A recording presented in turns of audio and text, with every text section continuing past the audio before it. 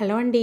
Welcome to my channel Suma cooking. ఈరోజు recipe వచ్చేసి ఆలూ కుర్మా. అది కూడా బిర్యానీ ఫ్లేవర్తో తింటుంటే మరీ తినాలనిపిస్తుంది. అంత టేస్టీగా ఉంటుందండి.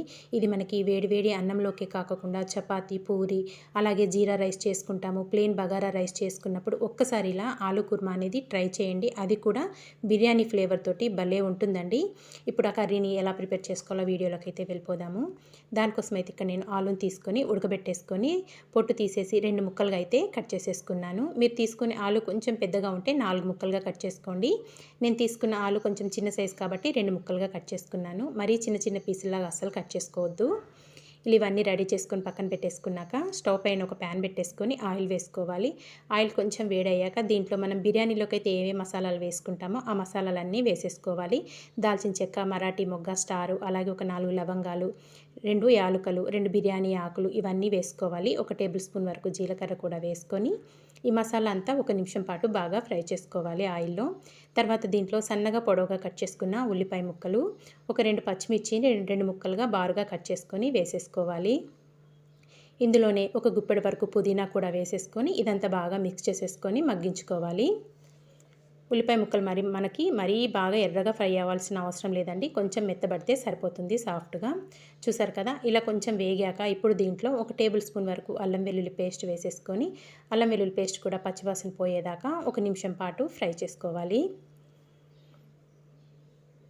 ఇక్కడ ఇదంతా బాగా ఫ్రై అయిపోయాక దీంట్లో ఇప్పుడు ఒక టమాటాని సన్నగా పొడవుగా కట్ చేసుకొని వేసేసుకొని మళ్ళీ ఇదంతా కలుపుకొని టమాటా ముక్కల్ని సాఫ్ట్గా మగ్గించేసుకోవాలి. నిజంగా టేస్ట్ కానీ ఫ్లేవర్ కానీ చాలా బాగుంటుందండి. పూరీలోకి అయితే ఎక్సలెంట్గా ఉంటుంది ఆలూ కుర్మా అనేది. చాలా సింపుల్గా ప్రిపేర్ చేసుకోవచ్చు. టేస్ట్ మటుకు నిజంగా బిర్యానీలానే ఉంటుందండి. బిర్యానీ ఫ్లేవర్ తోటి మనకి కర్రీ అనేది ఒక్కసారి మీరు తప్పకుండా ట్రై చేసి చూడండి. టమాటా ముక్కలు ఇలా బాగా సాఫ్ట్గా మగ్గిపోయాక ఇప్పుడు ఇదంతా మళ్ళీ ఒకసారి బాగా మిక్స్ చేసేసుకోవాలి. ఇందులో ఒక పావు టీ స్పూన్ వరకు పసుపు, మీ స్పైసీకి తగ్గట్టు కారం, నేనైతే కారం ఇక్కడ 1 టేబుల్ స్పూన్ మీద కొద్దిగా వేసుకుంటున్నానండి. కారం అనేది చూసుకొని వేసుకోండి. ఇందులోనే రుచికి సరిపడినంత సాల్ట్ కూడా వేసేసుకోవాలి. మనకి కూర ఉడుకుతుంటేనే మంచి వాసన అనేది వస్తుందండి. నిజంగా చాలా బాగుంటుంది. ఉప్పు కూడా వేసేసుకున్నాక ఇప్పుడు ఇందులో చిక్కటి పెరుగు 1 కప్పు వరకు వేసుకోవాలి. పెరుగు అనేది ఫ్రెష్గా ఉండేలా చూసుకోండి. పుల్లదనం లేకుండా ఉంటే కర్రీ అనేది మనకి చాలా బాగుంటుంది. పెరుగు కూడా వేసేసుకొని ఇదంతా ఒకసారి బాగా మిక్స్ చేసేసుకుందాము. మనం వేసుకున్న ఉప్పు, కారం, పసుపు ఇదంతా బాగా పెరుగులో మిక్స్ అయ్యే విధంగా బాగా ఇలా మిక్స్ చేసేసుకొని మూత పెట్టుకొని ఆయిల్ అనేది పైకి స్ప్రెడ్ అయ్యేదాకా మగ్గించుకోవాలి. ఇది మూత పెట్టేసుకొని చక్కగా ఆయిల్ అనేది సపరేట్ అయ్యేదాకా చిన్న మంట మీద మగ్గించేసుకుందామండి. చూసారు కదా, ఆయిల్ అనేది చక్కగా ఇలా స్ప్రెడ్ అయిపోవాలి మనకి చుట్టుపక్కలకి. ఇలా వస్తే మనకి చాలా టేస్టీగా ఉంటుంది కర్రీ అనేది. మనకు పెరుగు కూడా చక్కగా కుక్ అయిపోయింది. ఇప్పుడు ఇందులో మనం ఉడికించి పెట్టుకున్న ఆలూని వేసేసుకోవాలి. ఒక 2 రెమ్మల కరివేపాకు కూడా వేసుకోవాలి. ఇదంతా ఒక్కసారి ఇప్పుడు బాగా మిక్స్ చేసేసుకుందాము. ఉప్పు, కారం ఇదంతా చక్కగా ఆలు ముక్కలకు పట్టే విధంగా బాగా మిక్స్ చేసేసుకోవాలి. 1 నిమిషం పాటు చక్కగా బాగా మిక్స్ చేసేసుకొని మూత పెట్టుకొని 2 నిమిషాలు కుక్ చేసుకోండి. చిన్న మంట మీదే కుక్ చేసుకోవాలి. ఒక్కసారి నేను చూపించిన విధంగా ట్రై చేయండి. లొట్టలేసుకొని మరీ తింటారు. బగారా అన్నంలో కూడా చాలా బాగుంటుంది. ఇదంతా ఇలా కలుపుకొని మూత పెట్టేసుకొని కుక్ చేసుకుందాము.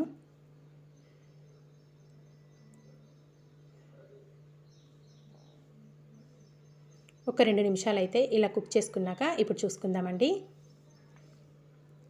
ఇప్పుడు దీంట్లో ఒక చిన్న గ్లాస్ వరకు వాటర్ యాడ్ చేసుకోవాలి. మీకు ఈ ఆలూ కుర్మా అనేది థిక్ గ్రేవీ కావాలి అంటే వాటర్ తగ్గించి వేసుకోవాలి. లేదు కొంచెం పల్చగా కావాలి కర్రీ అనుకుంటే వాటర్ కొంచెం ఎక్కువగా యాడ్ చేసుకోండి. మనకి ఈ ఆలూ కుర్మా అనేది థిక్గా ఉంటేనే చాలా టేస్టీగా ఉంటుంది.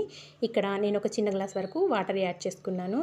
ఇందులో ఇప్పుడు ఒక హాఫ్ టీ స్పూన్ వరకు గరం మసాలా, 1 టేబుల్ స్పూన్ వచ్చేసి ధనియాల పొడి వేసుకొని ఇదంతా మళ్ళీ ఒకసారి బాగా మిక్స్ చేసేసుకోవాలి. ఈ టైంలో ఒకసారి సాల్ట్ అనేది చెక్ చేసుకోండి. సరిపోకపోతే ఇప్పుడు వేసేసుకోవచ్చు. ఇదంతా ఇలా బాగా కలుపుకొని చిన్న మంట మీద మరొక 2 నుంచి 3 నిమిషాల వరకు కుక్ చేసుకోవాలి. చక్కగా మనం వేసుకున్న మసాలాలన్నీ ఆలు ముక్కలకు పట్టి తినేటప్పుడు చాలా బాగుంటుంది. మూత పెట్టేసుకొని కుక్ చేసుకుందాము. చూసారు కదా మనకి ఇక్కడ కుక్ అయిపోయింది. ఫ్లేవర్ మటుకు ఎక్సలెంట్‌గా వస్తుందండి. ఇంక ఇప్పుడు ఇందులో సన్నగా కట్ చేసుకున్న కొత్తిమీర, ఇంక ఇందులో వచ్చేసి మెయిన్ ఫైనల్ టచ్ అండి. 1 టేబుల్ స్పూన్ వరకు నెయ్యి.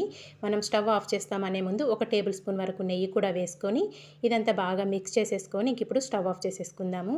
ఈ టైంలో స్టవ్ ఆఫ్ చేసేసుకుంటే మనకి కొంచెం కూర చల్లారాక ఇంకా థిక్‌గా అయిపోతుందండి గ్రేవీ అనేది.